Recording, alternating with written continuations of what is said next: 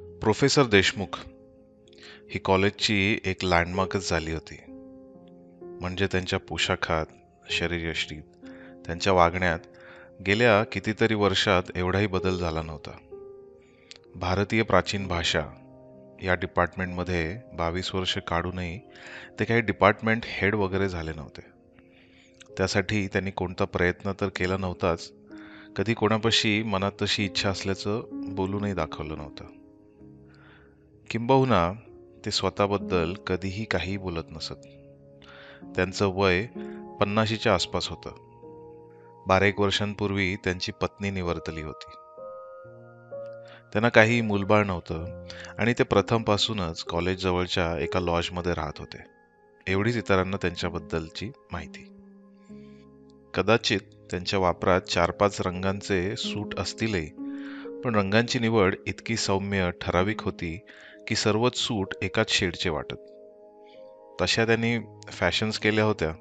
Blazers, मग role collar, मग double rested, मग नॅरो कॉलर, टक्सिडो टाईप इत्यादी. पण फारच थोड्यांना तो फरक जाणवला. आपली ही नगण्यता देशमुखांना सुरुवातीस अर्धवट का होईना पण जाणवायची. 4 चौघांच्या नजरेत भरण्यासाठी त्यांनी खूप वर्षांपूर्वी एक क्षीणसा प्रयत्नही केला होता. गंमत म्हणजे त्या वर्षी मिस धडफळे लेक्चरर म्हणून नुकत्याच नोकरीला आल्या होत्या. स्टाफ वर्सेस स्टुडंट्स क्रिकेट मॅचमध्ये रस्सी खेचीच्या सामन्यात त्यांनी हिरिरीनं भाग घेतला होता. डिबेटिंग सोसायटीच्या एका शाखेचे ते 1 वर्ष अध्यक्षही होते. व्होकेशनल गायडन्सचं किचकट काम त्यांनी वर्षभर विनावेतन केलं होतं. पण वर्षाअखेर मिस धडफळे नोकरी सोडून गेल्या, अर्थात त्यांचा विवाह ठरल्यावर. देशमुखांचाही उत्साह ओसरला. त्यांनी सर्व ऍक्टिव्हिटीजमधून अंग काढून घेतलं. त्याबद्दल त्यांना कोणी काही विचारलं नाहीच, पुन्हा तर बोलवलं नाहीच.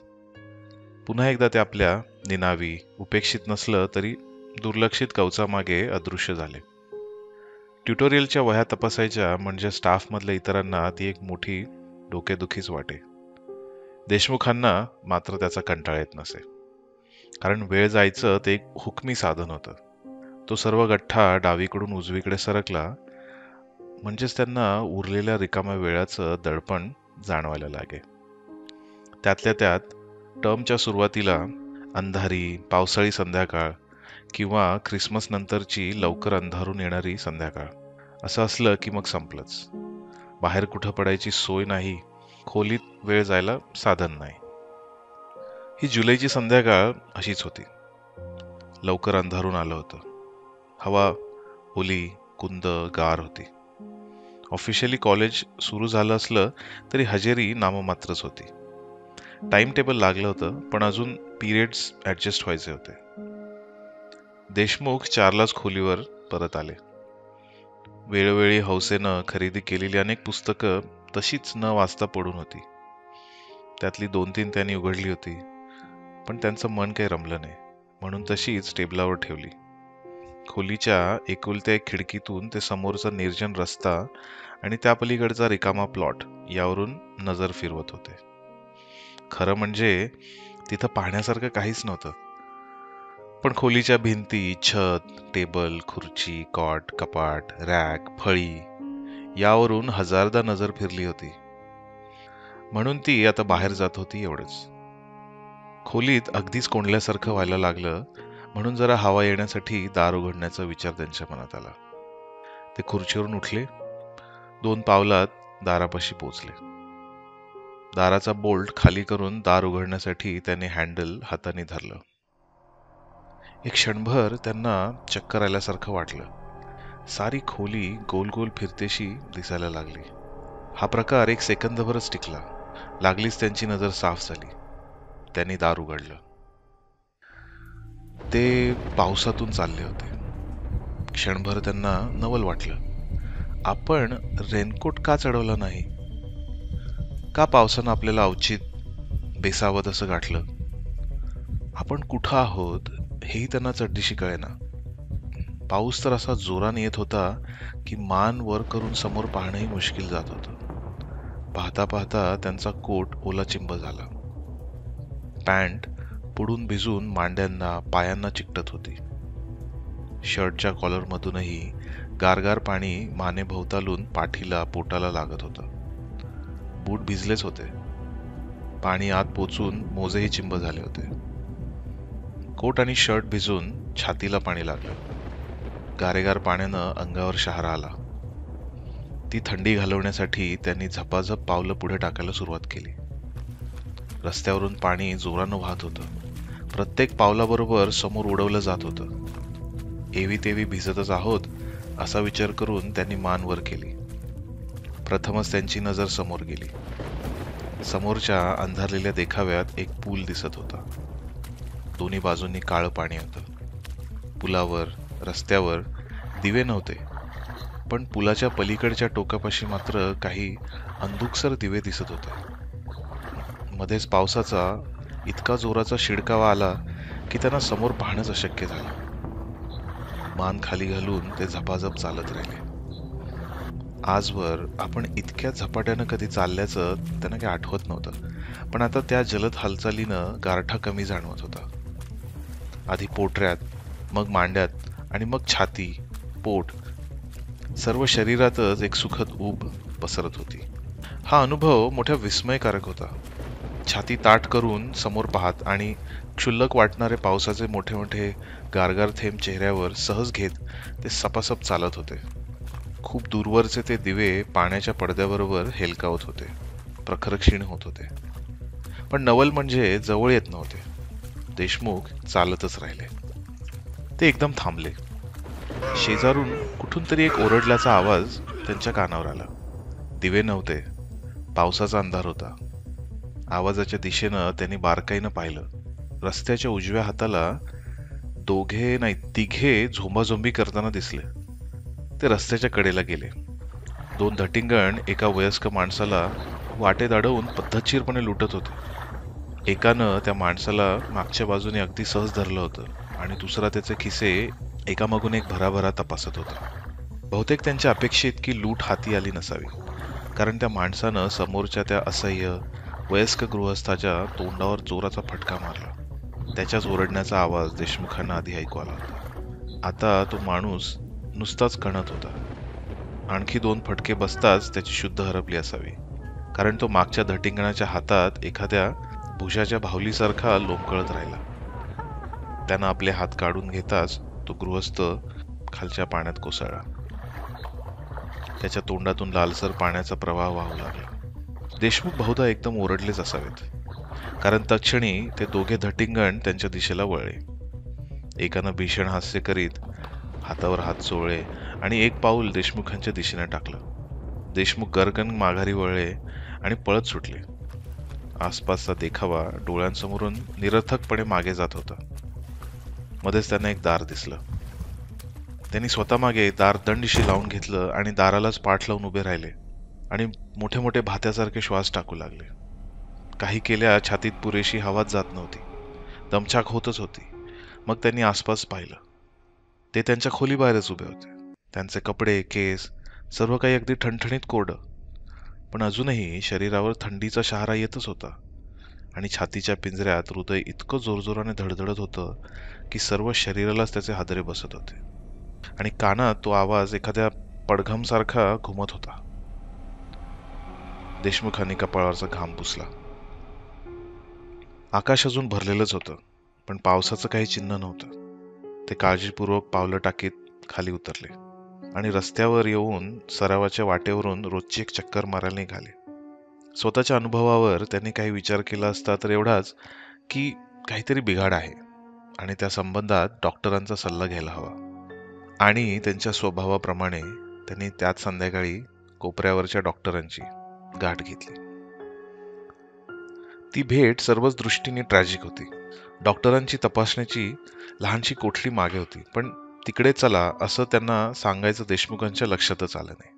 तिथंच त्या सार्वजनिक खोलीत 12-13 इतर पेशंट ऐकत असताना त्यांनी आपला तो विलक्षण अनुभव सांगितला, म्हणजे सांगण्याचा प्रयत्न केला. आधी तो शब्दात मांडायला कठीण, विश्वास बसायला त्याहून कठीण. देशमुखांचं व्यक्तिमत्वही काही मोठं छाप पाडणारं नव्हतं. डॉक्टर GP होते, घाईत होते. देशमुखांची त्यांची जेमतेम तोंड ओळख. त्यांनी अगदी जुजबी 4 प्रश्न विचारले. हार्टचा कधी त्रास झाला होता का?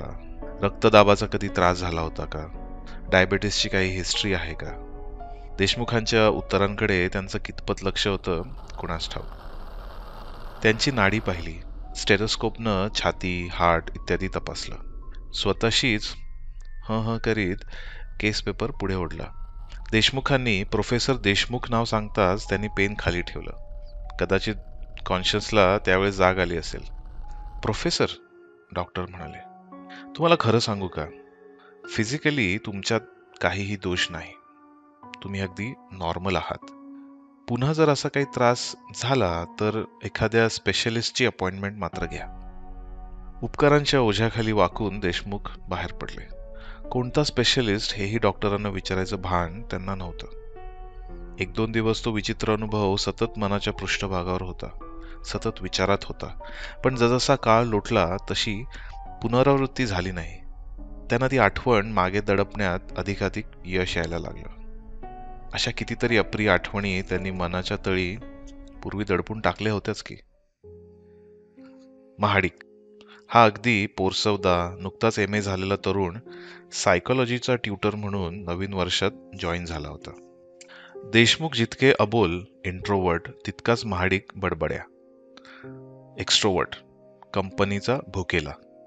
महाडिकनं देशमुखांशी बोलण्याचा आपणहून 1-2दा तरी प्रयत्न केला होता. त्यामागे काही असेल.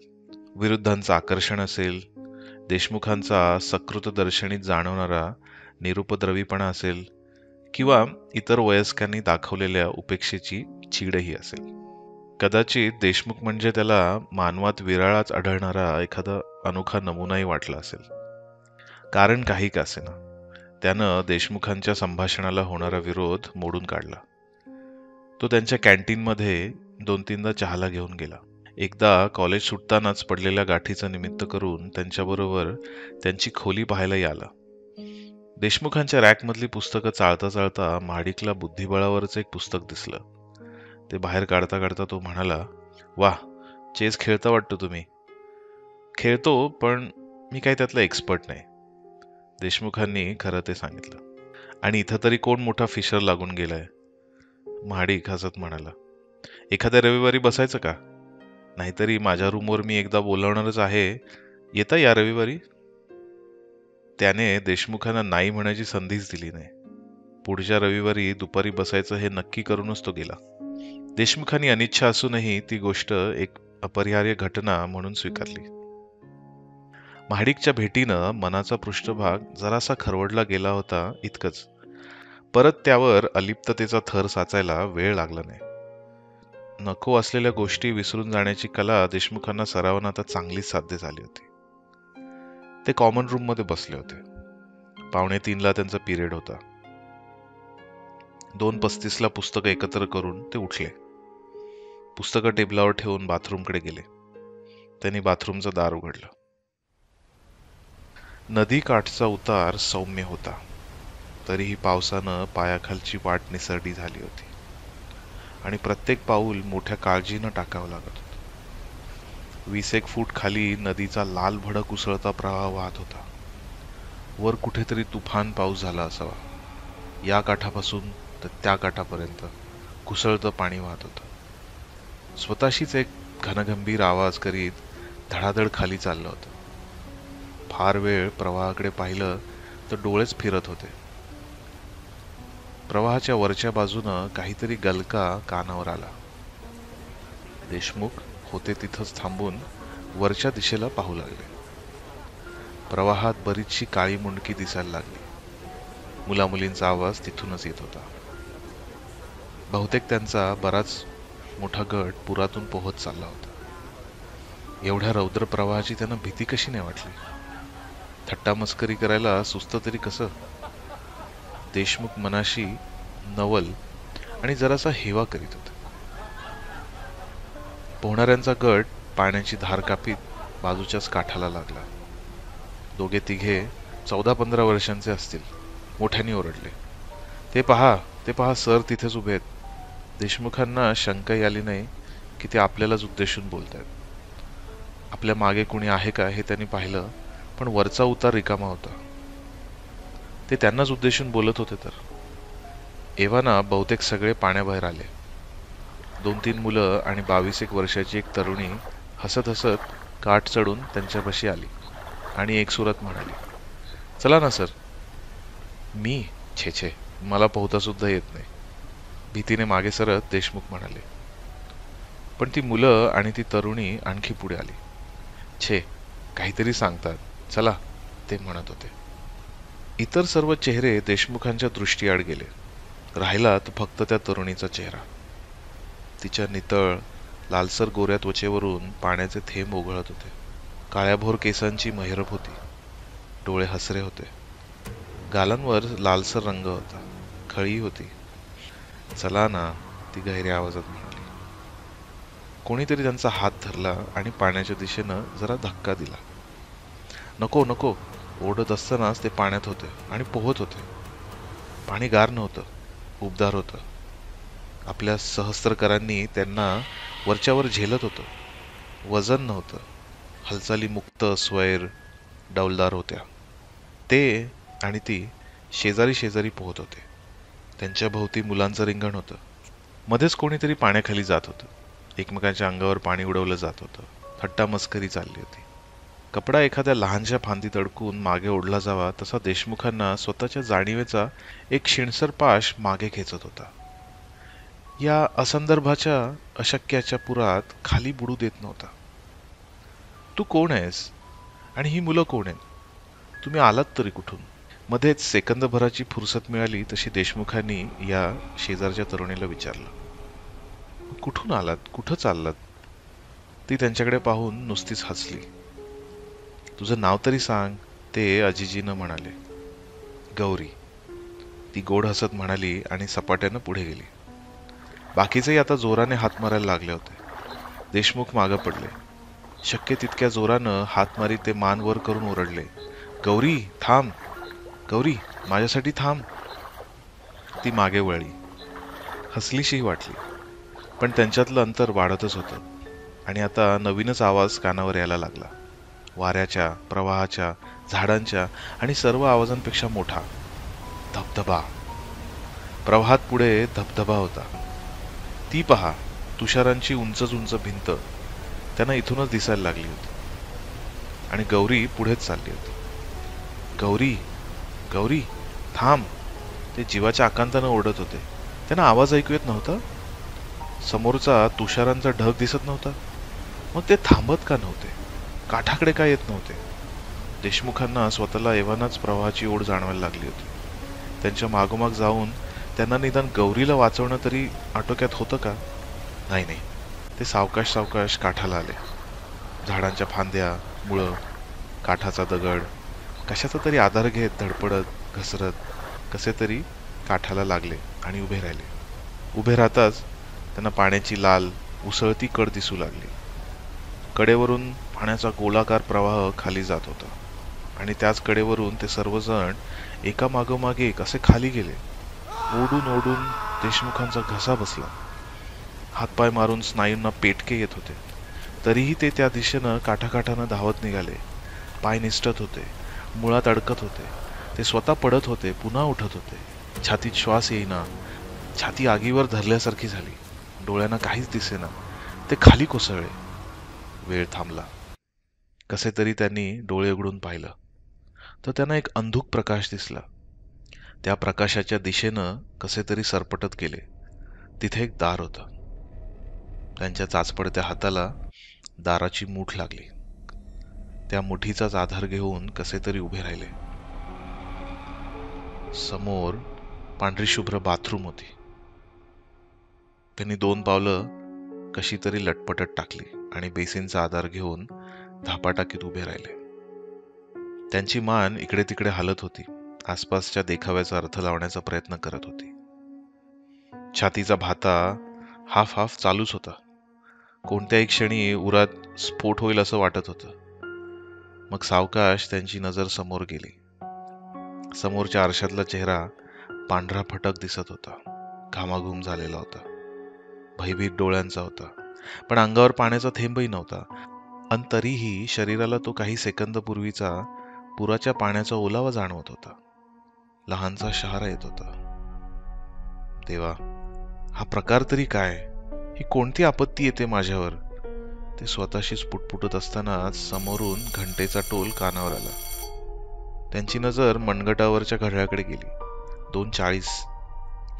वेळेचा काहीतरी घोटाळा होतोय असं वाटत होतं. पण आता विचारायला सवड नव्हती. क्लासवर जायचं होतं. चेहऱ्यावर पाण्याचा शिडकावा मारून तोंड रुमालाने पुसत ते बाथरूम बाहेर पडले आणि तसेच घाईघाईनं क्लासरूम मध्ये गेले. त्यांचा पिरियड नेहमीपेक्षा जास्तच रटाळ झाला. आजवर फार क्वचित केलेली गोष्ट त्यांनी त्या दिवशी केली. पुढचे दोन्ही पिरियड कॅन्सल झाल्याची नोटीस बोर्डावर लावायला देऊन कॉलेजमधून सरळ खोलीवर आले. गंमत अशी होती की ते या स्वतःच्याच समस्येच्या विचारात इतके गर्क होते की खोलीचं दार उघडताना आपले हे विचित्र भयानक अनुभव दरवाजाशी संबंधित आहेत ही गोष्ट ते विसरूनच गेले. आणि दार उघडून खोलीत आल्यावर मग एकाकी त्यांना आठवलं. ते दचकले. पायाखालून एखादं किरडू वळवळत गेल्यावर मागावून होते तशी भीतीची प्रतिक्रिया. मग ते दार लोटून खुर्चीवर नुसते बसून राहिले. काय होत आहे, त्यावर काय इलाज करायला हवा, त्यासाठी कोणाकडे जायला हवं, हे त्यांना काहीच कळत नव्हतं. आता त्यांना आठवलं, आपण डॉक्टरांना पुढचं काही विचारलंच नव्हतं. तेव्हा मग आज पुन्हा त्यांची गाठ घ्यायला हरकत नाही. डॉक्टरांनी सुचवलेले स्पेशलिस्ट न्यूरोफिजिशियन होते. नावाजलेले होते. त्यांची अपॉइंटमेंट 10 दिवस आधी ठरवून ठेवावी लागे. देशमुखांना 12 दिवसानंतरची तारीख मिळाली. अर्जंट केस नाही ना, या रिसेप्शनिस्टच्या प्रश्नाला त्यांनी नाही उत्तर दिलं होतं. अर्जंट तपासणीची डबल फी त्यांना टाळायची होती आणि शिवाय ते प्रसंगांचं गांभीर्य कमी लेखून तो तपासणीचा क्षण जितका लांबणीवर जाईल तितका टाकत होते. रविवारी 12 वाजता महाडिक त्यांच्या खोलीत हजर झाला. आधी देशमुख त्याच्याबरोबर जायला फार बिचकत असत. त्यांनी सहज मनाशी विचार केला, गेल्या कितीतरी वर्षात आपण कोणाच्याही घरी असं सोशल कॉल म्हणून गेलोच नाही. महाडिकनं शेवटी त्यांना खोली बाहेर काढलंच. महाडिकची खोली स्वतंत्र बंगल्यात होती. हवेशीर होती. तो अविवाहित होता. त्याच्या खोलीत उंची सामानापेक्षा पुस्तकांचीच गर्दी जास्त दिसत होती. एक प्रकारच्या अलिखित करारानं त्यांनी कॉलेज, स्टाफ, क्लासेस, परीक्षा इत्यादी सर्व शॉप विषय कटाक्षाने टाळला. महाडिकनं त्याचा चेसबोर्ड काढला. त्याचा खेळ देशमुखांपेक्षा जरा जास्तच चांगला निघाला. पहिली गेम त्यानं अगदी 15-16 खेळीतच सहज जिंकली. पण खेळण्यात आपल्या काय चुका झाल्या होत्या हे देशमुखांच्या लक्षात आलं. दुसरी गेम त्यांनी जिंकली. खूपच प्रगती. मग जराशा गप्पा झाल्या. खोलीतल्याच कोपऱ्यात महाडिकनं चहा बनवला. खारी बिस्किटं होतीच, बटर होतं, फरसाण होतं. 5 वाजता देशमुखांनी महाडिकचा निरोप घेतला. तेव्हा त्यांच्या ध्यानात आलं की सारी दुपारभर आपण स्वतःला पार विसरून गेलो होतो. एरवी अशी दुपार आपण खोलीत हे पुस्तक चाळ, ते पुस्तक चाळ, उगाच येरझाऱ्या घाल, झोप येते का पहा, मध्येच नको असतानाही चहा बनव, असल्या निरर्थक कंटाळवाण्या उद्योगात घालवली असती आणि संध्याकाळ व्हायच्या आतच सगळा मूड गेला असता.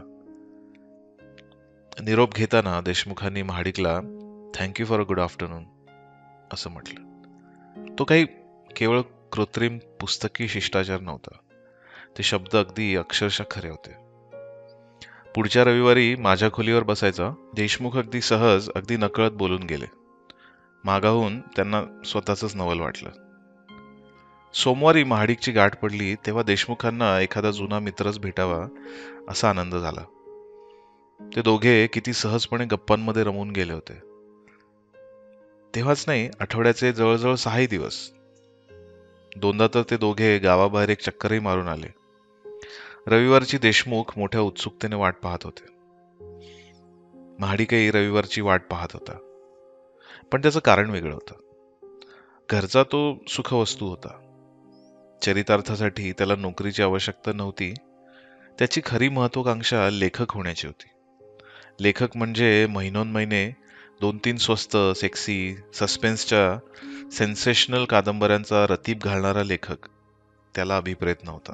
वर्षाकाठी एकदाच पण प्रभावी बेस्ट सेलर पुस्तक लिहिणारा, लेखक होण्याची त्याची इच्छा होती.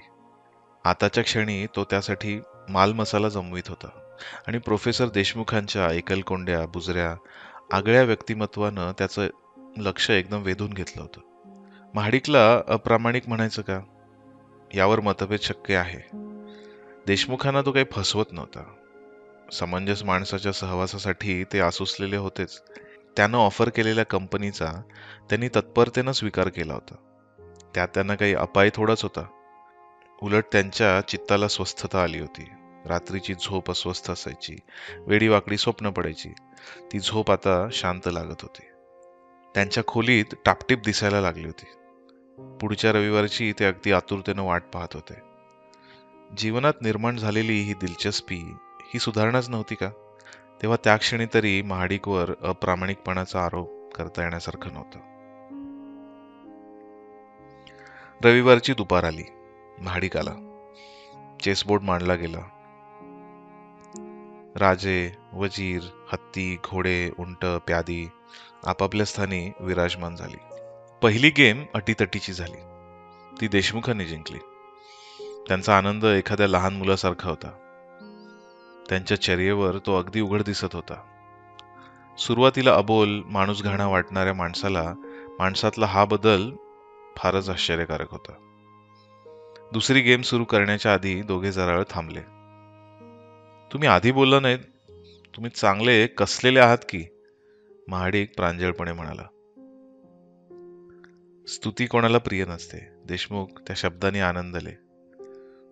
पूर्वी तसा खेळलेलो नाही, पण आता त्याला कितीतरी वर्ष झाली, ते म्हणाले. सिगरेटला काही हरकत? खिशातलं पाकिट काढीत महाडिक म्हणाला. छे, मला नको, पण तुम्ही खुशाल ओढा की, देशमुख म्हणाले. महाडिकची सिगरेट पेटताच खोलीत धूर जमू लागला. खिडकी पश्चिमेला होती. उन्हं येत होतं म्हणून ती बंद केली होती. दार अगदी रस्त्यावरच होतं म्हणून लोटलेलं होतं.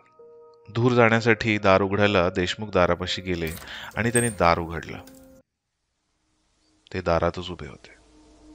काहीतरी अरिष्ट कोसळणार अशी त्यांना सतत जाणीव होत होती. समोरचा रस्ता पार रिकामा होता. मधूनच एखादी झुळूक येत होती. दोन्ही बाजूनी झाडांची पानं सळसळून जात होती. शेवटी देशमुख रस्त्यावर आले. चालायला लागले. पण पावला पावला गणिक ती अस्वस्थतेची जाणीव होतच होती. तिचा उगम कळत नव्हता, पण ती दुर्लक्षित करता येत नव्हती. मागं पुढं पाहत ते चौकापर्यंत पोचले आणि चौक ओलांडायला लागले.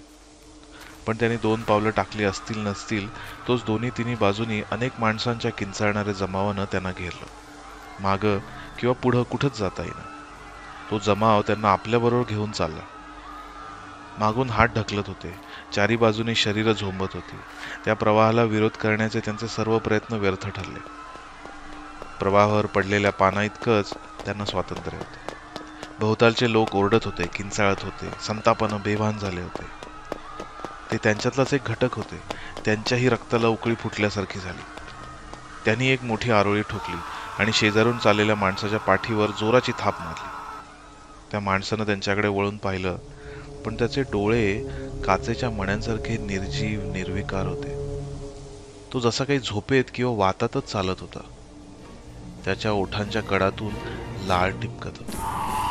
तोंड वासून तो किंचाळत होता. मारा, मारा, त्याला ठाम मारा. एक प्रकारच्या घृणेनं ते मागे सरले. तोच कोणाचा तरी कोपरा त्यांच्या पाठीत जोरानं रुतला. ते वळले आणि त्यांना तसल्याच निर्जीव मृत डोळ्यांची बाई दिसली. तीही किंचाळत होती. एका सेकंदातच माणसांच्या लोंढ्याबरोबर ती पुढे गेली. पण देशमुख नजर जिकडे वळेल तिकडेच त्या नजरेला भकास, रिकामे, निर्जीव डोळे दिसत होते. पण सर्वजण एकजात किंचाळत होते. मला सोड, मला जाऊ द्या. ते स्वतःही किंचाळत होते. पण त्या अजस्र गोंगाटात त्यांचे शब्द ऐकणार तरी कोण? आणि ऐकू आले तरी समजणार तरी कोणाला? त्यांना एक उघड दिसत होतं. जर का कुणी दुर्दैवानं खाली पडलं तर त्याला परत उठून उभं राहण्याची संधी सुद्धा मिळणार नाही. तो तसाच खालच्या खालीच अर्धवट बेहोश लोकांच्या पायाखाली अक्षरशः तुडवला जाईल. मध्येच त्यांचं पाऊल अडखळलं त्यांनी झटदिशी शेजारच्याचा आधार घेतला. हे लोक कोण होते? कसला कुणाविरुद्धचा मोर्चा? आणि पोलीस का येत नव्हते? हा अनाचार ते चालूच कसा देत होते? नक्की ते एवढ्यातच येतील आणि सर्व पागलांना वाटेला लावतील. लोक होते तरी किती? रस्ता भरला होता. शेजारच्या गल्लीबोळातही लोक पसरले होते. त्यांची संख्या वाढतही होती, वेगही वाढत होता. कोलाहल क्षणाक्षणाला वाढत होता. देशमुखांना श्वास घेणे मुश्किल झालं होतं. त्यांच्यातून एका बाजूला जाण्याचा ते प्रयत्न करीत होते, पण शरीराला अनेक ठिकाणी धक्के बसत होते. तिथं वेदना होत होत्या. याला काही अंतच नाही का? ते निराश मनानं विचार करीत होते. आता तर तो जमाव पळायला लागला. त्यांच्या पायाखाली तुडवलं जाऊन शरीराचा चेंदामेंदा करून घ्यायचा नसेल तर देशमुखाने त्यांच्याबरोबर धावणं भाग होतं. ते पडले तरी कुणी थांबणार नव्हतं. देशमुखांना त्या सर्वांचा मनस्वी संताप आला होता. विलक्षण चीड आली होती, पण अत्यंतिक भीतीही वाटत होती. कारण ते स्वतः कितीही वेगानं पळत सुटले तरी या सर्व बेहोश पागल लोकांना ते कधीच मागं टाकू शकणार नव्हते. आणि ते सर्व लोक एकाकी थांबले. आधी वेग मंदावणं नाही, मागे पुढे होणं नाही, एकदम स्तब्ध. फक्त देशमुखांना ती कल्पना नव्हती. आणि ते एकटे तेवढे तसेच काही पावलं टाकत पुढे गेले आणि मग थांबले. आता ते एकाएकी अलग पडले होते. सर्व जमावासमोर जरा अंतरावर आले होते. सर्व जमाव एकाकी शांत झाला. एवढासाही आवाज येत नव्हता. सुटकेच्या कल्पनेनं देशमुखांची नजर अवतीभवती फिरली. काही अंतरावरच त्यांना एक अंधारी गल्ली सोयीची वाटली. पण परत देशमुखांची नजर त्या पुतळ्यासारख्या स्तब्ध, निश्चल, हारीनं उभ्या असलेल्या लोकांकडे गेली. जणू एखादी कळ फिरताच बंद पडणाऱ्या यंत्रासारखं त्यांना कोणीतरी स्विच ऑफ केलं होतं आणि आता ते सर्व पुढच्या हुकमाची वाट पाहत होते. निर्जीव, बथ्थड रोबोट, यांत्रिक बाहुल्या. कोणत्याही नजरेत जाणीव नाही, की ज्ञान नाही, की चेतना नाही. देशमुख इंचानं त्या अंधाऱ्या गल्लीच्या रुखानं सरकायला लागले. त्या निर्बुद्ध पुतळ्यांचे डोळे काही पाहत नसतीलही, पण सर्वांच्या माना देशमुखांच्या हालचालीबरोबर वळत होत्या. भीतीनं देशमुखांच्या पोटात गोळाच उठला. भयानं आपण मूर्छित पडतो की काय अशीच त्यांना भीती वाटायला लागली. ते पावला पावलानं मागे आणि बाजूला सरकत होते. एकाकी त्यांना तो ताण असह्य झाला. मोठ्यानं काहीतरी किंचाळून ते एकदम त्या अंधाऱ्या गल्लीत शिरले आणि एखादी कळ फिरवल्यासारखी त्या सर्व जमावात एक चेतना आली आणि ते देशमुखांच्या मागे माग निघाले. आता प्रथमच देशमुखांना समजलं की सुरुवातीपासून हा सर्व समुदाय त्यांची स्वतःची शिकार करण्यासाठी असा पिसाळला होता. देशमुख पळत सुटले. त्यांच्या पायात पेटके आले, डोळ्यांना भोवळ आली, श्वास घेता येईना. पळता पळता त्यांना एक दार दिसलं आणि ते त्या दारातून आत कसे तरी कोलमडत पडले. ते गुडघ्यावर बसले होते. त्यांनी डोकं दोन्ही हातात गच्च धरलं होतं. शेजारी कुणीतरी होतं, पण त्यांना आतल्यात समजलं की त्या गर्दीतलं हे कुणी नाही. कुणीतरी त्यांची शर्टची बटणं सोडवीत होता, मानेवर वारा घालीत होता. आता बरं वाटतंय? आवाज आला, पण चटदिशी तो ओळखता येईना. त्यांनी वर पाहण्याचा प्रयत्न केला, पण कोणाचा तरी हात डोक्यावर आला. तसेच बसा काही वेळ देशमुख. हो, आता त्यांना आठवलं. महाडिक, रविवार दुपार, बुद्धिबळाची गेम, सिगरेटचा धूर. आपण दार उघडायला गेलो आणि दार दार दरवाजा. पुन्हा एकदा ती वेळ आली होती आणि पुन्हा एकदा ते वाचले होते. अगदी शेवटच्या क्षणी, कसे बसे का होईना, पण वाचले होते. तुमच्या इथं एखादं ड्रिंक वगैरे नाही का? महाडिक विचारत होता. नाही नाही, मी काही घेत नाही. त्यांना स्वतःचीच शरम वाटायला लागली होती. कशीबशी मैत्री जमत होती, आता हे असलं प्रदर्शन. त्यांनी उठण्याचा प्रयत्न केला, पण महाडिकनं त्यांच्या खांद्यावर हात ठेवून त्यांना तसंच बसवून ठेवलं. काहीतरी स्पष्टीकरण आवश्यक आहे, देशमुखांना वाटायला लागलं. एकदम चक्करच आली मला, ते अर्धवट स्पष्टीकरणासाठी म्हटले. हो, पण तुमचा चेहरा, तो मी जन्मात तरी विसरेन का? महाडिक स्वतःशीच म्हणत होता. देशमुखांचा चेहरा इतका भयभीत झाला होता की त्याला उपमाच सुचत नव्हती. हार्ट कंडिशन वगैरे आहे? महाडिकनं सहानुभूतीनं विचारलं. नाही. असं पूर्वी कधी झालं होतं का? हो, एकदा, नाही दोनदा. देशमुख उठून खुर्चीकडे जात म्हणाले. डॉक्टरांना दाखवलं होतं. त्यांनी सर्व काही तपासलं. काही रॉंग नाही म्हणाले. पण देशमुख, आता तुमच्याकडे पाहता मला क्षणभर खरोखरच काळजी वाटते. तुमचा चेहरा भलताच विचित्र दिसत होता. छाती धडधडत होती, नाडी दौडत होती. काहीच कल्पना नाही आतून काय होत असतं त्याची. देशमुख हातात तोंड धरून बसले. महाडिकच्या सहवासानं काही सुधारणा होत आहे हा शेवटी भ्रमच ठरला होता आणि महाडिक त्यांच्याकडे एका नव्याच नजरेनं पाहत होता. देशमुखांबद्दल त्याच्या मनात सहानुभूती होती, पण त्याहीपेक्षा जास्त प्रभावी त्यांचं कुतूहल होतं. हा काय प्रकार आहे हे त्याला समजून घ्यायला हवं होतं. त्यानं मैत्रीचा फायदा घेऊन देशमुखांना बोलतं केलं तरी ती काय फसवणूक होणार नव्हती. कदाचित कोणापाशी तरी सर्व बोलून टाकलं की त्यांच्या मनावरचा ताण हलकाही होईल. देशमुख, मला वाटतं तुम्ही कोणातरी तज्ज्ञाचा सल्ला घ्या, तो म्हणाला. देशमुखांच्या मनातली कळ या शब्दांनी नेमकी फिरली. महाडिक, तुम्हाला वाटतं का की माझ्या मनाचा तोल ढासळलाय? किंवा तुम्हाला वाटतं का की मला भ्रम, वेडाचे झटके येत आहेत?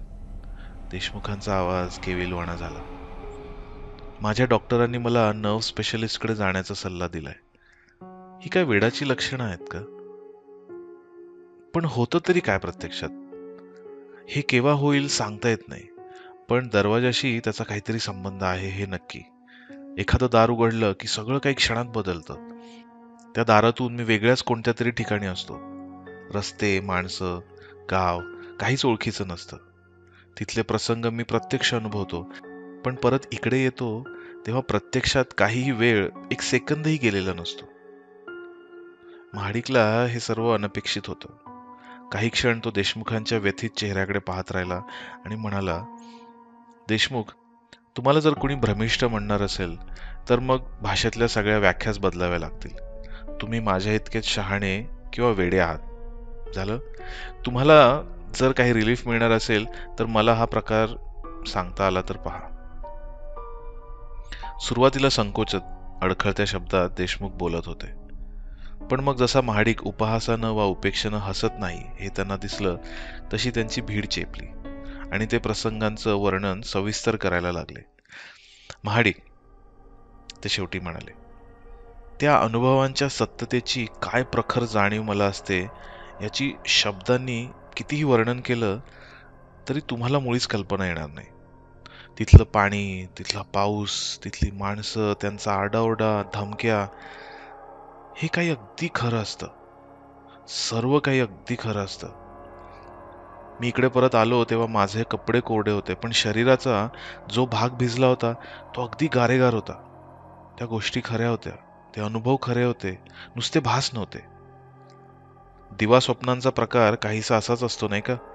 महाडिक म्हणाला. मी तसली अनेक पुस्तकं वाचली आहेत. नकळत प्राध्यापकी पवित्रा घेत देशमुख म्हणाले. दिवा स्वप्नात माणूस स्वतःला नायक बनवतो, हिरो बनवतो, अपुऱ्या इच्छा, अपुरी स्वप्न अशी प्रॉक्झिन्स पूर्ण करून घेतो. सुप्त इच्छांचं ते एक प्रकारचं उदात्तीकरण असतं. पण महाडिक, माझ्या या अनुभवात मी एक भित्रा माणूस असतो. त्याचा मला किती संताप येतो, किती तिरस्कार वाटतो, त्याची मला शरम वाटते.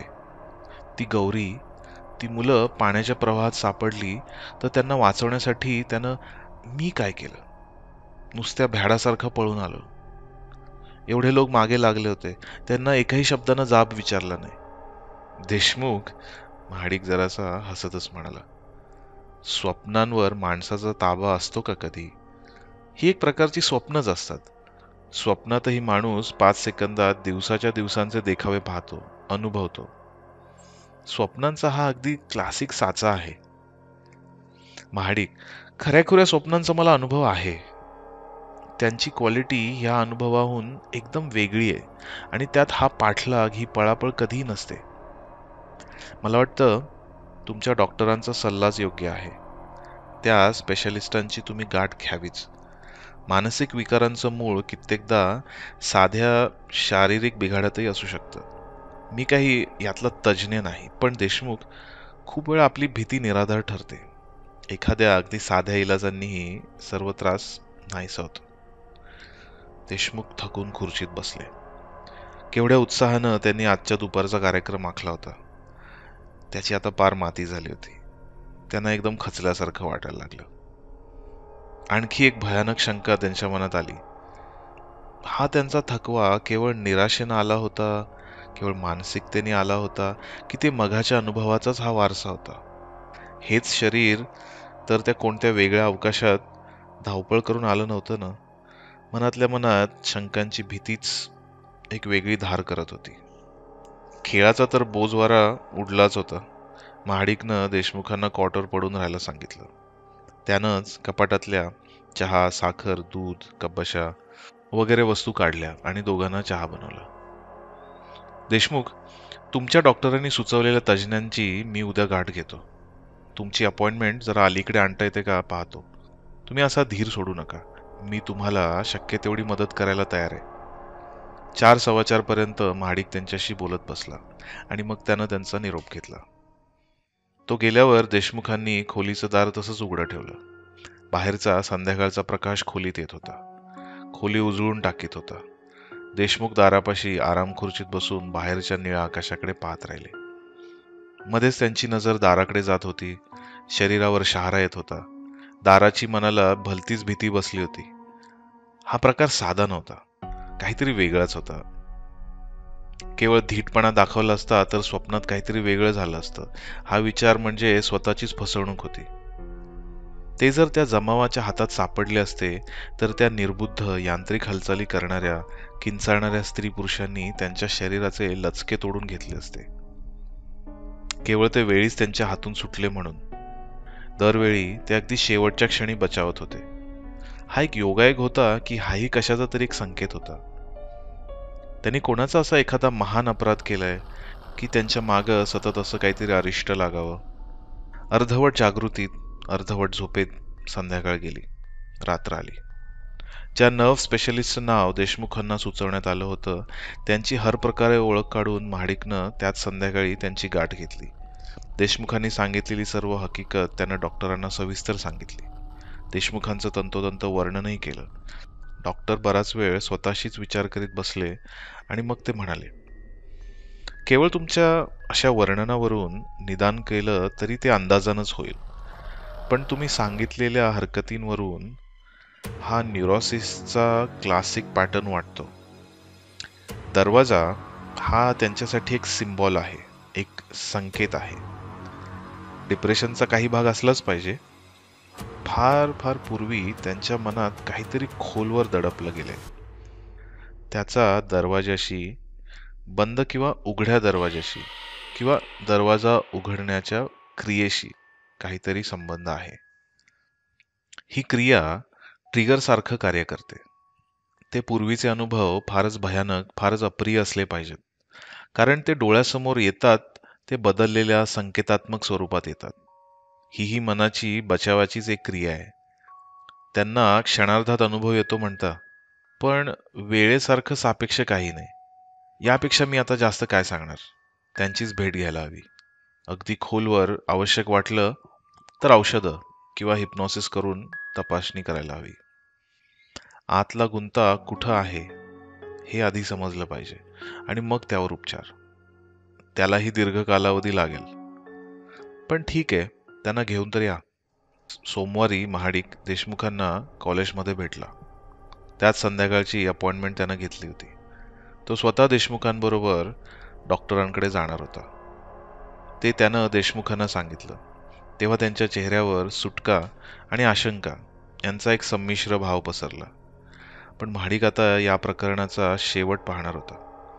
त्याला एकाकी जाणवलं की एक मोठी अनोखी कथावस्तू योगायोगानं आपल्या हाती आली आहे. कथेचा मेन स्केलेटन तर तयार आहे. आरंभ, मध्य, शेवट. आता या सांगाड्यावर तपशिलाचं मांस चढवायचं बाकी होतं. तेवढी तीव्र कल्पनाशक्ती त्याच्यापाशी नक्कीच होती. महाडिक सिनिक होता अशातली मुळीच गोष्ट नाही. देशमुखांच्या मनातला गुंता सुटावा, त्यांना होणारे विलक्षण, भयप्रद भास थांबावेत, त्यांच्या भोवतालची ही तार तुटावी अशी त्याची खरोखरच मनापासूनची इच्छा होती. पण या सुटकेचं त्याला एक नाट्यपूर्ण स्पेक्टेकल करायचं होतं. तेव्हा देशमुखांचं हो नाही न ऐकताच त्यानं संध्याकाळची अपॉइंटमेंट नक्की केली आणि त्यांचा निरोप घेता घेता तो अर्धवट थट्टेत आणि अर्धवट गंभीरपणे म्हणाला, आणि देशमुख, तोपर्यंत तुम्ही आपले उघड्या दाराच्या खोलीतच बसा.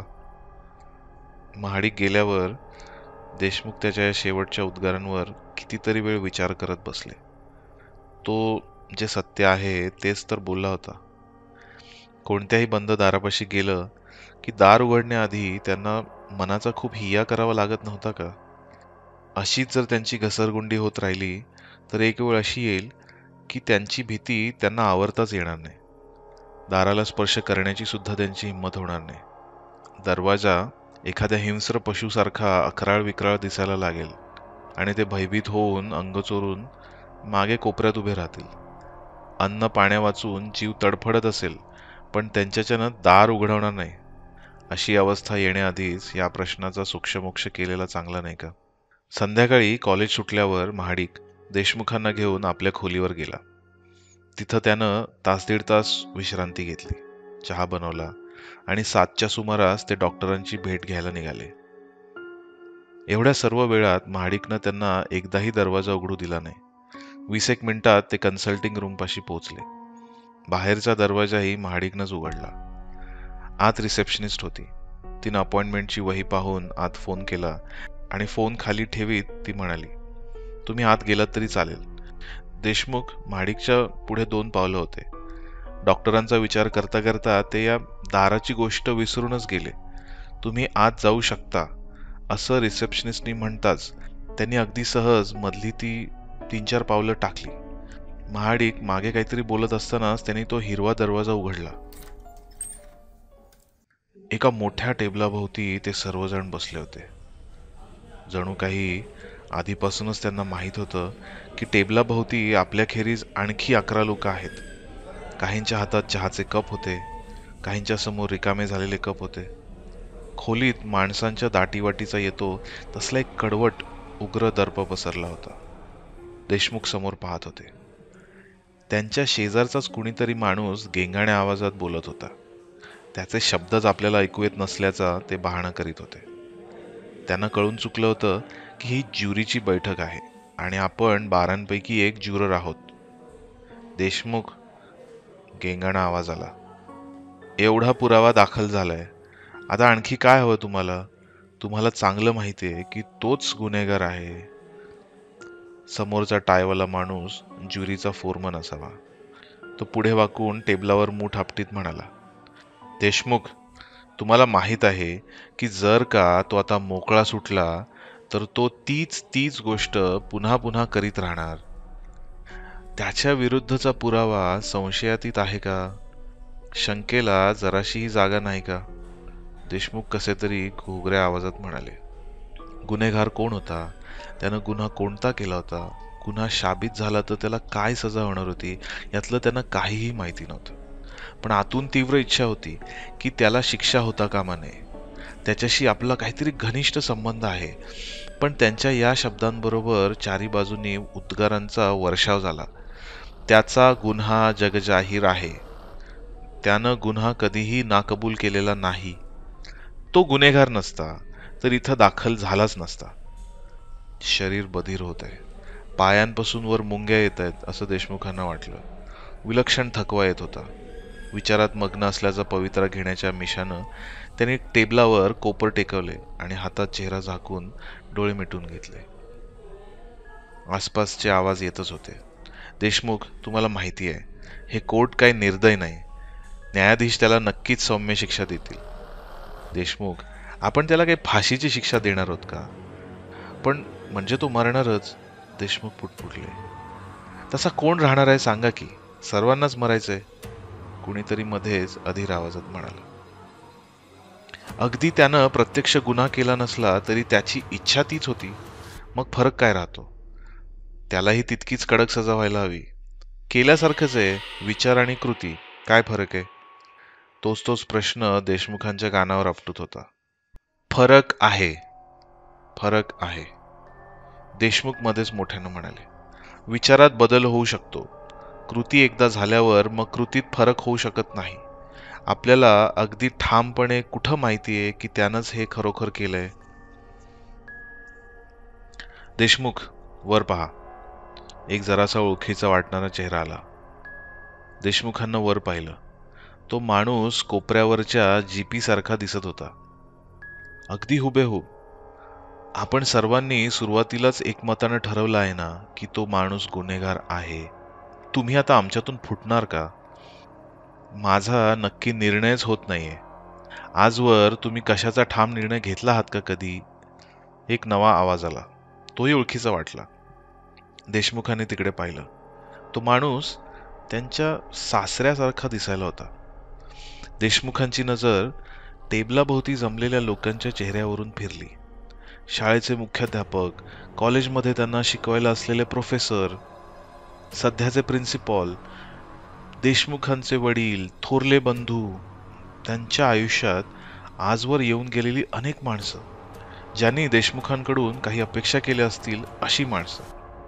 ही सर्व माणसं इथं जमावीत या देशमुखांना अनैसर्गिक असं काही वाटत नव्हतं. काहीतरी निर्णय घ्यायलाच हवा तुम्हाला देशमुख. एवढ्यातच आपल्याला कोर्टाचं बोलावणं येईल, जेपी म्हणाले. देशमुखांनी आपल्या कोरड पडलेल्या ओठांवरून जीभ फिरवली. नजर सर्वांवरून एकदा फिरवून मग मूकपणे मान हलवली. हो, छान, सर्वजण म्हणाले आणि फर्र आवाज करीत खुर्च्या मागे सरल्या. सर्वजण उठले. रांगेनं खोली बाहेर पडले. तशाच रांगेनं मागच्या दारानं कोर्टात आले. समोरच सर्व बाकं, सर्व खुर्च्या भरून शिवाय भिंतीपाशी लोक उभे होते. देशमुखांना अशी शंका आली की कोर्टरूममध्ये जमलेले हे सर्व लोक आपल्या आयुष्यात केव्हा ना केव्हा तरी येऊन गेलेले आहेत. पण वेळ मिळाला आणि प्रयत्न केला तर त्यांच्यातल्या प्रत्येकाची ओळख पटेल. पण देशमुखांना ते आता नको होतं. त्यांची बारांची रांग खोलीत येताच कुतूहलाच्या नजरा त्यांच्यावर खेळल्या. ते 12 जण ज्युरीच्या कोठडीत आले. आपापल्या खुर्च्यांमागे उभे राहिले. फोरमननं खून करताच सर्वांनी आपापल्या जागा घेतल्या. आरोपीच तेवढा त्याच्या पिंजऱ्यात त्यांच्याकडे पाठ करून बसला होता. त्याला एकट्यालाच जणू ज्युरीच्या आगमनाची चाहूल लागली नव्हती. न्यायाधीशांनी घसा साफ करताच आरोपी उभा राहून त्यांच्याकडे वळला. पण देशमुखांची नजर त्यांच्यासमोर बसलेल्या माणसाच्या मानेवरच खिळून राहिली. आरोपीच्या व्यथित व्याकुळ चेहऱ्याकडे त्यांना पाहवतच नव्हतं. फोरमननं ज्युरीचा निर्णय वाचून दाखवला. प्रेक्षकात एकच गिल्ला झाला. त्यांना दोषी हा निर्णय मान्य होता की नव्हता काहीच कळत नव्हतं. न्यायाधीशांनी गॅवेल टेबलावर अनेकदा आपटून कोर्टरूममध्ये शांतता प्रस्थापित केली. काय होणार याची देशमुखांना काहीच कल्पना नव्हती. ते इकडे तिकडे पाहत असतानाच त्यांचा फोरमन उठून उभा राहिला आणि अस्खलित आवाजात म्हणाला, दोषी. तो खाली बसताच त्याच्या शेजारचा ज्युरर उभा राहिला आणि तसाच मोठ्यानं म्हणाला, दोषी. याचा अर्थ प्रत्येकालाच उठून आपला निर्णय सांगावा लागणार होता तर. म्हणजे त्यांनाही उभं राहून सर्वांना ऐकू जाईल अशा मोठ्या आवाजात सांगावं लागणार होतं. पोटात भीतीचा गोळा उठला. मघाचाच तो बधीरपणा पुन्हा एकदा शरीरभर पसरायला लागला. जीभ टाळूला चिकटत होती. पुन्हा पुन्हा आवंढा गिळून ती मोकळी करावी लागत होती. दोषी, दोषी. एक एक आवाज येत होता. प्रत्येक शब्दाबरोबर आरोपी सावकाश वळत होता. बोलणाऱ्यावर नजर खिळवत होता. देशमुखांच्या शेजारचा माणूस उठला. दोषी म्हणाला. खाली बसला. देशमुखांना उभं राहायचं होतं, पण स्नायूच काम करत नव्हते. दोन्ही बाजूचे दोघे जण त्यांना डिवचत होते. हलक्या आवाजात सांगत होते, उठा, उठा. त्याच रांगेतलं पलीकडचं कोणीतरी म्हणालं, कबूल केलं आहे हं, आता शब्द फिरवू नका. न्यायाधीशांनी घसा साफ करून उशिराबद्दलची आपली नाराजी दाखवली. देशमुख लटपटत्या पायांवर कसे तरी उभे राहिले आणि प्रथमच त्यांनी आरोपीचा चेहरा नीट पाहिला. पण तो चेहरा त्यांना नवा नव्हता, परिचित होता, चिरपरिचित होता. त्यांनी तो चेहरा आरशात, फोटोग्राफमध्ये आजवर लाखो वेळा पाहिला होता. तो त्यांचाच चेहरा होता, पण रिकामा, निर्विकार, एखाद्या मेणाच्या बाहुलीसारखा, एखाद्या दगडी पुतळ्यासारखा. त्यात कधी काही चैतन्य, अस्मिता, स्वत्व यांचा वासच झाला नसावा असा चेहरा.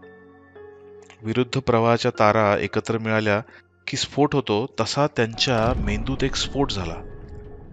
ते काहीतरी किंचाळत उभे राहिले आणि ज्युरी बॉक्सच्या कठड्यावरून खाली उडी मारून मधल्या बोळातून समोरच्या प्रचंड दुहेरी दारातून सुसाट वेगाने बाहेर पडले.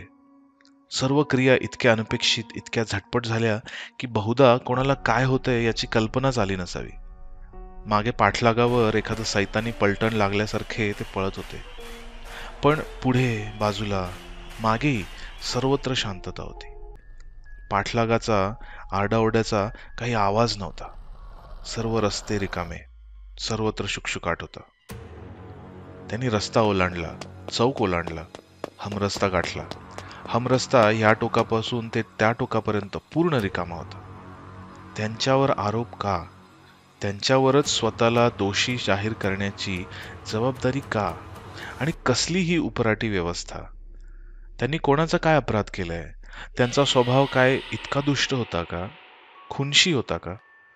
त्यांचा फैसला करायचा असेल तर त्यांना अवश्य येऊ देत, त्यांना थांबवू देत. पण चांगल्या वाईटाचा निवाडा करायची जबाबदारी इतर कुणाला तरी घेऊ देत, त्यांच्या स्वतःवर नको. पण कुणीच येत कसं नव्हतं की ह्या जगातली सर्वच माणसं त्या एका कोर्टरूम मध्ये जमली होती. ते थकले. डोळ्यांसमोर अंधारी येत होती. छातीत आग पेटली होती. आधारासाठी ते बाजूच्या एका इमारतीकडे आले. फुटपाथला त्यांचा पाय अडखळला आणि ते कोलमडत झोकांड्या खात कसे तरी त्या भिंतीपाशी पोचले. आधारासाठी पुढे केलेल्या हाताला दरवाजाची मूठ लागली. ती त्यांनी हातात घट्ट धरली आणि जळणाऱ्या छातीत भरभरून श्वास घेतला. डोळे किलकिले करून देशमुख समोर पाहत होते. दोन चित्र एकाच वेळी दिसत होती. दोन्ही अर्धवट दिसत होती. जणू काही त्यांचं जग दोन भागांमध्ये विभागलं होतं. एक बंद खोली, हिरवट रंगाचा दरवाजा, आणि एक रस्त्यावरचं घर, त्याच्या कडेला भिंतीतला जुनाट दरवाजा. जुन्या स्वप्नांसारख्या आठवणी परत येत होत्या. त्या हिरवट दरवाजा मागे डॉक्टर होते. महाडिका येईल, काहीतरी मलमपट्टी करून ते परत कॉलेजमध्ये रुजू होतील. पण त्यांचा खरा प्रश्न सुटणार होता का? गोलगोल फिरत राहण्यानं त्यांची ह्या घळीतून सुटका होणार होती का? कोर्टातला तो आरोपी त्यांना आठवला. त्यांच्यासारखाच हुबेहूब दिसणारा, कदाचित मागच्या, पुढच्या व पर्यायी जगातला त्यांचाच एक प्रक्षेप. या आतीव ताणाखाली मेंदूची संवेदन क्षमता वाढत होती. जाणीवेच्या कक्षा विस्तारत होत्या. अनेक निरर्थक वाटलेल्या गोष्टी आपापल्या संदर्भात योग्य स्थानी बसत होत्या. तार अतिदाबाच्या प्रवाहाखाली तुटताना प्रखर प्रकाश निर्माण करते, तसा हा दाहक अभिज्ञानाचा क्षण होता. त्यांना दिसलेले दरवाजे एका अर्थी सांकेतिक होते, एका अर्थी खरेही होते. त्यांच्या सर्व आयुष्यभर त्यांनी मन बंदिस्त कोठडीत ठेवलं होतं. सहानुभूतीचे, मदतीचे, सहकार्याचे, सहवासाचे सर्व मार्ग बंद करून टाकले होते. खोलवर त्यांचा जीव इतरांच्या सहवासासाठी आसुसलेला होता. त्या ताणाखाली मनातले हे दरवाजे धडाधडा उघडत होते. पण त्यामागे काय होतं? त्यांनी लोकांना कधी ओळखलंच नव्हतं. कुणाला मदतीचा हात दिला नव्हता. न्यूनगंडाखाली सदा सर्वदा इतरांचा संशय घेतला होता. इतरांच्या सहवासापासून ते बिचकून मागे सरले होते. दरवाजा मागच्या मनाच्या निर्मिती आता तोच राग, द्वेष, भीती, संताप आणि उपेक्षा शतगुणित मात्रेनं परावर्तित करत होते. स्वतःला सामोरं जाऊन स्वतःचं खरंखुरं मूल्यमापन करण्याची, स्वतःला संपूर्ण ओळखण्याची हीच ती वेळ होती. ही कसोटी होती. आता जर ते कचरून मागे सरले तर मग त्यांचा शेवट अटळ होता. कुठेतरी कानाकोपऱ्यात अंग चोरून बसून क्षणाक्षणाला भीत जीवावरचं सालसाल उकलत आलेला अघोरी अंत. नाही, एकदा तरी त्यांना मनाचा मार्ग निवडू देत. त्यांनी ती हातातली दाराची मूठ सोडली. ते ताठ उभे राहिले आणि माघारी फिरले. अजूनही रस्ता रिकामाच होता. ते सर्वजण अजूनही त्या कोर्टरूम मध्येच थांबले असतील. कोर्टरूमचा दरवाजा मात्र अजून खुला होता. ते खूप लांबवर पळत आले होते. परतीचा मार्ग कठीण असणार होता, पण तोच एकमेव योग्य मार्ग होता. त्या मार्गाने त्यांनी पहिलं पाऊल टाकलं. त्याच क्षणी त्यांना शांतता लाभली. कोर्टाची इमारत जवळ आली. सर्वत्र प्रकाश होता. मोठा दुहेरी दरवाजा उघडला. आतला समुदाय तटस्थ होता. रंगीत बाहुल्यांसारखी सर्वांची तोंड दरवाजाकडे वळली. ते इथून बाहेर पडल्याला इथं एक सेकंदही उलटला नसेल आणि तिकडच्या त्या नीरस रटाळ जगातही याहूनही जास्त वेळ उलटला नसेल. त्यांचा निर्णय होईपर्यंत त्यांचं सर्व जग एकाच आरीवर थांबलं होतं. त्यांनी आपला निर्णय घेतला. पायऱ्या चढून ते वर आले. ताठ मानेनं, अभिमानानं, आत्मविश्वासानं त्यांनी आत पाऊल टाकलं. हॉस्पिटलचा दरवाजा ढकलला जाताच डॉक्टरांची मान वर झाली. आत येणारा माणूस त्यांच्या परिचयाचा नव्हता, पण रिसेप्शनिस्टने सांगितलं होतं त्या अर्थी महाडिकनं आणलेले हेच ते प्रोफेसर देशमुख असावेत, असा त्यांनी तर्क केला. याच देशमुखांना दरवाजांची एक न्यूरॉटिक धास्ती होती. आता हे देशमुख आपल्या न्यूरॉसिसचं प्रदर्शन कसं करतात हे पाहायला डॉक्टर उत्सुक होते. पण जे घडलं ते एकदम अनपेक्षित. दरवाजातून आत आलेले गृहस्थ झोकांड्या खात 2 पावलं पुढे आले आणि थांबले. त्यांचे डोळे विस्फारलेले होते आणि डोळ्यात एक अवर्णनीय भाव होता. क्षणभर त्या चेहऱ्यावर विलक्षण समाधान झळकलं आणि मग एखादा दिवा मालवावा तसा त्या डोळ्यांमधला प्रकाश मंदावला, विझला. चेहऱ्यावर मृत्यूची शांत छाया पसरली. डॉक्टर खुर्चीवरून उठण्याच्या आतच ते गृहस्थ मृतावस्थेत खाली कोसळले होते.